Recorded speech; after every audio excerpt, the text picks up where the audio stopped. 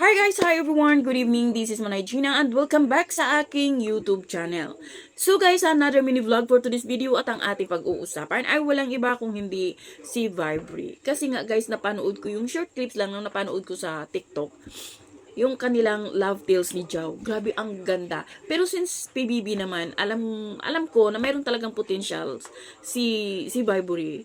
Pero sana lang talaga mabigyan siya ng break. Yung bigyan siya ng pansin, although meron naman siyang mga ginagawa, meron naman siyang mga projects, pero sana siya yung, kumbaga, bigyan ng pansin ng ABS-CBN. Kasi ang galing talaga ni Vibree. Sobra. Magaling kumanta, magaling siyang umarte, magaling sumayaw, nagko-compose ng kanta, 'di ba? Total package si Vibree talaga. Yung kailangan lang talaga, yung isang break lang talaga kay Vibree. Yung isang pitik na boom.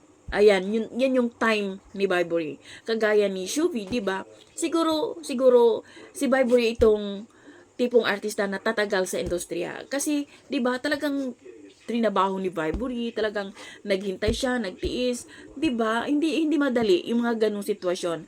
Pero hanggang ngayon si Vibree is andyan pa din.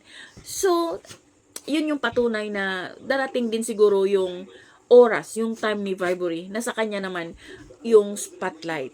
Siguro sa ngayon, hintay-hintay lang muna at syempre, magtrabaho ng bonggang-bongga. Kasi syempre, kailangan niya din naman, meron siyang mga pangangailangan. At of course, si Vibree naman masipag at hindi siya nawawalan ng project. Sayang lang, sana lang talaga makita ng ABS-CBN yung galing ni Vibree. Ang galing talaga ni Vibree. Kaya sana mabigyan siya ng malaking break naman. Nasa kanya naman ang spotlight. So yun lang guys. Thank you for watching. Bye. God bless everyone.